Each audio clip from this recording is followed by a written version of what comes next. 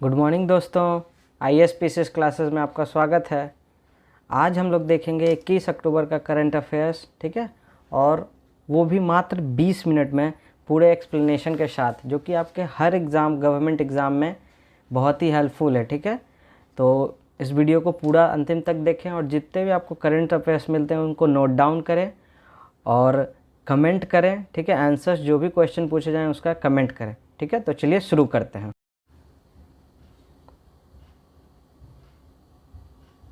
चलिए, तो पहला क्वेश्चन देखते हैं कि हाल ही में हरदीप सिंह पुरी जो हैं वो एशिया का सबसे बड़ा लार्जेस्ट कंप्रेस्ड बायोगैस प्लांट जो है कहाँ पे, किस स्टेट में उद्घाटन किए हैं, बताइए।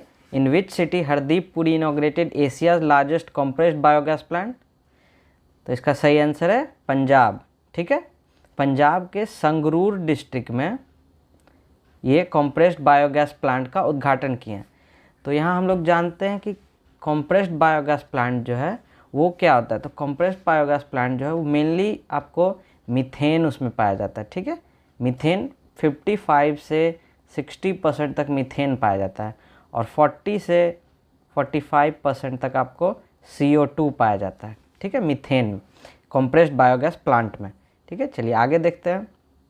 तो देखिए, हरदीप सिंह पुरी जो है वो हम लोग के यूनियन मिनिस्टर ऑफ पेट्रोलियम और नेचुरल गैस हैं और ये संगरूर के लहरा गागा विलेज में खोला जा रहा है। ठीक है, और ये किसके मदद से खोला जा रहा है? एशिया का लार्जेस्ट कंप्रेस्ड बायोगैस। ठीक है, तो ये आपको एक जर्मन कंपनी है वर्बियो AG, ठीक है, उसके द्वारा 220 करोड़ का डायरेक्ट इन्वेस्टमेंट किया गया। ठीक है, पंजाब में, जिसके मदद से ये खोला गया है। चलिए, और हम लोग के पंजाब के चीफ मिनिस्टर कौन है? तो भगवंत मान। और बताइए गवर्नर कौन है पंजाब के, बताइए। तो पंजाब के गवर्नर है बनवारी लाल पुरोहित। ठीक है, बनवारी लाल पुरोहित। ठीक है, चलिए नेक्स्ट देखते हैं। World bank appoints whom as chairman of court of arbitration for Indus water treaty? बताइए, वर्ल्ड बैंक जो है इंडस वाटर ट्रीटी के, ठीक है, कोर्ट ऑफ आर्बिट्रेशन के लिए किसको चेयरमैन बनाया है? तो इसका सही आंसर है ऑप्शन B2, सीन मॉर्फी। ठीक है, सीन मॉर्फी को कोर्ट ऑफ आर्बिट्रेशन का चेयरमैन बनाया गया है वर्ल्ड बैंक के द्वारा। ठीक है, चलिए, तो यहाँ सबसे पहले बात आता है कि Indus water treaty. Indus water treaty जो है वो 1960 में इंडिया और पाकिस्तान के बीच साइन हुआ था। ठीक है, 1960 में। और इंडस वाटर ट्रीटी में क्या क्या है तो हम लोग आगे देखते हैं। ठीक है, देखिए, तो इंडस वाटर ट्रीटी जो है सबसे पहले इसमें टोटल 6 रिवर्स है। कितना है? इंडस वाटर ट्रीटी में मेनली जो है वो 6 रिवर है। कौन कौन? तो इंडस रिवर, झेलम, चेनाब, रावी, ब्यास और सतलज। ठीक है, और ये जो पूरा इंडस रिवर है इसका बेसिन जो है, बेसिन किसको कहते हैं? तो पहले हम लोग देखते हैं इंडस रिवर सिस्टम का पूरा क्या क्या है मैप के थ्रू। चलिए देखते हैं। तो देखिए, ये हो गया आपका जम्मू कश्मीर का मैप। ठीक है, यहाँ से, ठीक है, कैलाश मानसरोवर से या कैलाश हिल्स से, ठीक है, यहाँ एक बोकार्चू ग्लेशियर है। कौन सा? तो बोकार्चू ग्लेशियर। यहाँ से इंडस जो है वो आपको निकलती है और ऐसे यहाँ अरेबियन सी में मिल जाती है। ठीक है, कोई दिक्कत? यहाँ अरेबियन सी मिल जाता है और इसके नीचे यहाँ पे से झेलम निकलती है वेरीनाग से। कहाँ से? तो वेरीनाग से। ठीक है, और उसके बाद हम लोग देखेंगे यहाँ से जास्कर से और रोहतास पास से। यहाँ से हम लोग का निकलता है ऊपर से रावी रिवर। ठीक है, और यहाँ से रोहतास पास से ब्यास निकलती है। ठीक है, और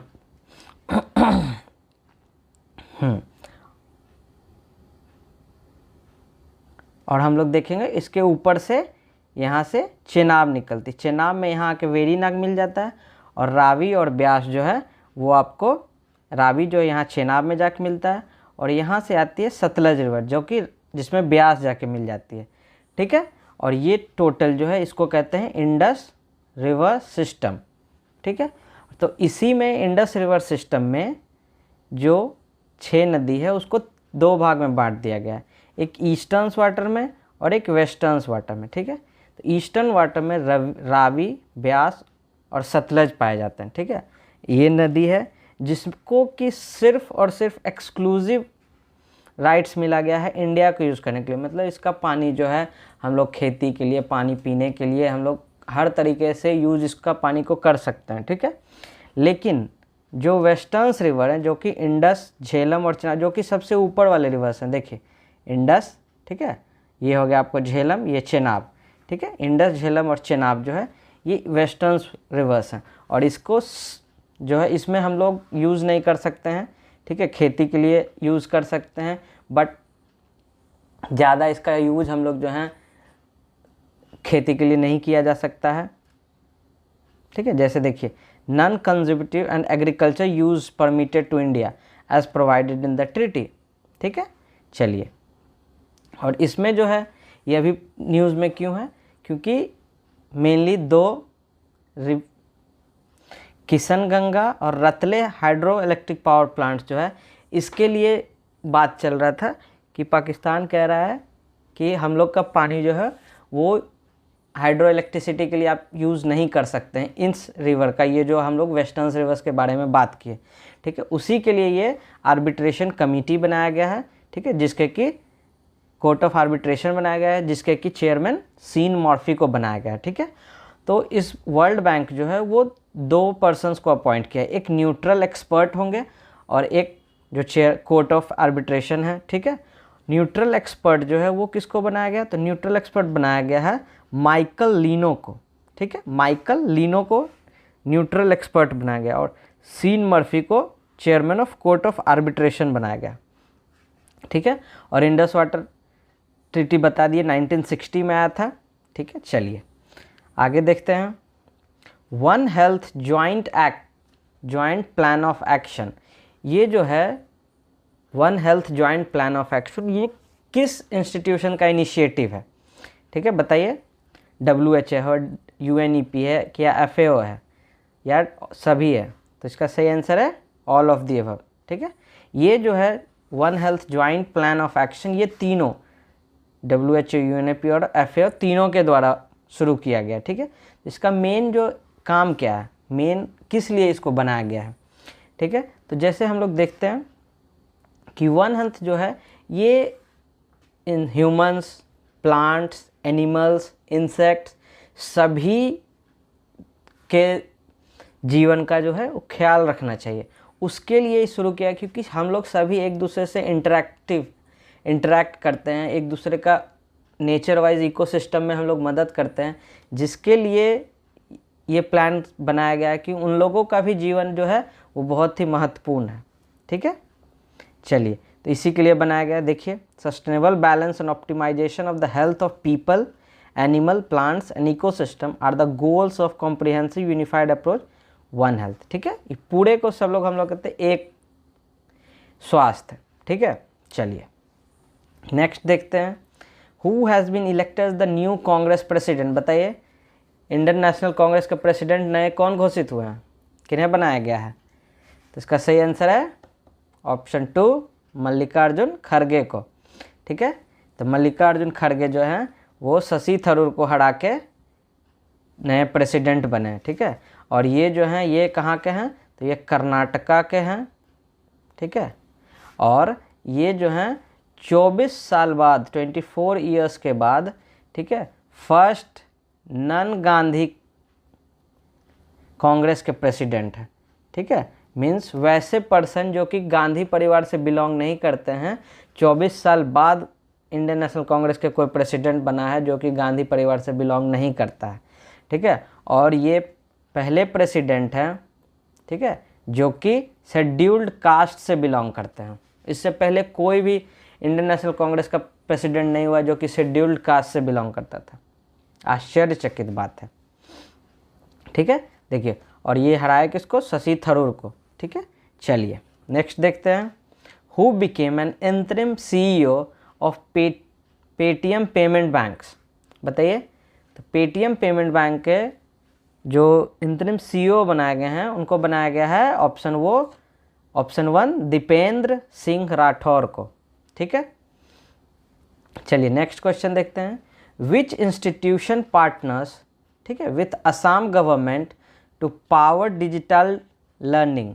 ठीक है, बताइए कौन सा जो इंस्टीट्यूशन है वर्ल्ड का जो कि असम गवर्नमेंट के साथ MOU साइन किया गया है डिजिटल लर्निंग को बढ़ावा देने के लिए। ठीक है, तो आजकल हम लोग देख रहे हैं इंडिया में जो है गूगल, फेसबुक, माइक्रोसॉफ्ट सभी कोई जो है डिजिटल लर्निंग स्किल डेवलपमेंट के लिए बहुत ही योगदान दे रहे हैं, अलग अलग स्टेट में इन्वेस्टमेंट कर रहे हैं जिसके कि यहाँ के लोगों को मदद मिल सके और उनके लिए भी अच्छा है कि यहाँ पे उनको स्किल्ड वर्कर मिलेंगे जो कि उनके कंपनी को आगे बढ़ाएंगे। ठीक है, तो इसका सही आंसर क्या है बताइए, तो इसका सही आंसर है ऑप्शन ए गूगल। ठीक है, गूगल के अभी कौन है CEO बताइए, तो हैं सुंदर पिचई। ठीक है, फेसबुक के कौन है CEO, तो मार्क जुकरबर्ग। ठीक है, और माइक्रोसॉफ्ट के कौन है CEO, तो इंडिया के हैं सत्या नडेला। ठीक है, चलिए और देखते हैं, तो ये जो है मेनली किस लिए किया गया, तो फॉस्टर डिजिटल ग्रोथ को असम में बढ़ाने के लिए। ठीक है, तो असम का जो ऑब्जेक्टिव था, ठीक है, उसको पूरा करने के लिए किया गया है। और इसमें गूगल जो है किस किस चीज़ में मदद करेगा, तो गवर्नमेंट का लोगों का स्किल बढ़ाने में, एम्प्लॉयमेंट बढ़ाने में, एंटरप्रेन्योरशिप डिपार्टमेंट को स्कूलों तक ले जाने के लिए और स्कूलों के बच्चों को डिजिटाइज करने के लिए। ठीक है, अभी तक हम लोग के गांव तक डिजिटलाइजेशन अच्छी तरीके से नहीं पहुंचा है और ख़ासकर नॉर्थ ईस्ट स्टेट में तो और भी नहीं। ठीक है, उसको बढ़ाने के लिए असम गवर्नमेंट के साथ गूगल ने ये MOU साइन किया है। ठीक है, चलिए नेक्स्ट क्वेश्चन देखते हैं, विच institution topped grievance redressal index for second consecutive month. बताइए कौन सा इंस्टीट्यूशन जो है वो ग्रीवांस रिड्रेशल इंडेक्स में लगातार दूसरे महीने भी टॉप पे रहा है ना। तो इसका सही आंसर बताइए, तो इसका सही आंसर है ऑप्शन 1 UIDAI। ठीक है, UIDAI है जिसको कि हम लोग आधार कहते हैं। ठीक है, यूनिक आइडेंटिटी कार्ड जो बनता है आधार, उसका पेरेंट इंस्टीट्यूशन है UIDAI। ठीक है, चलिए तो UIDAI जो है ये हम लोग कुछ देखते हैं इसका महत्वपूर्ण चीज़। तो UIDAI का भी CEO कौन है, तो डॉक्टर सौरभ गर्ग हैं। ठीक है, और UIDAI जो आधार हम लोग आया था वो कब आया था, ये इंस्टीट्यूशन बना था 2009 में, 28 जनवरी 2009 में, और इसका हेडक्वार्टर कहाँ है, तो न्यू दिल्ली। ठीक है, तो इसका देखिए फुल फॉर्म क्या आता है, unique identification authority of India. ठीक है, ये जो है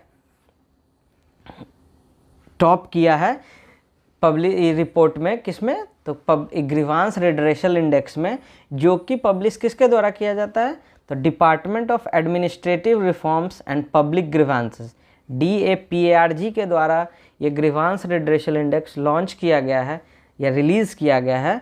ठीक है, उसमें UIDAI जो है वो लगातार दूसरी मंथ जो है टॉप पे रहा है। ठीक है, चलिए नेक्स्ट क्वेश्चन देखते हैं, what is India's rank for mobile fixed broadband speed globally.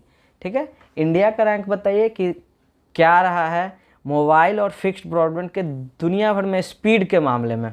ठीक है, ओकला रिपोर्ट के हिसाब से कि दुनिया में तेज़ इंटरनेट कहाँ कहाँ चलता है, कितना तेज़ चलता है, उस हिसाब से भारत जो है वो